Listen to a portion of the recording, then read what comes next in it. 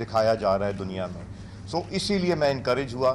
مگر جب میں ڈی سیٹ ہوا, کانفرنس ہونی تھی, کچھ چیزیں اللہ تعالیٰ کی طرف سے ہوتی ہیں.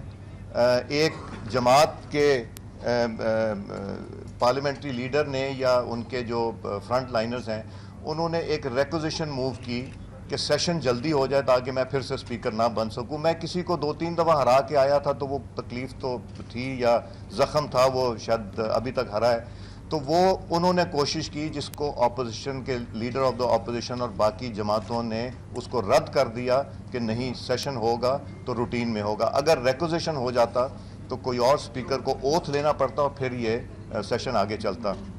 مگر کیا کہتے ہیں کہ مین پروپوزز اینڈ گاڈ ڈسپوزز, تو وہ اپنے وقت سے کو 2 یا 3 دن بعد ہوا سیشن, اور مجھے پھر سے اللہ تعالیٰ کی مہربانی سے اور لیڈرشپ کے فیصلے سے مجھے پھر سے اسپیکر بنا دیا گیا.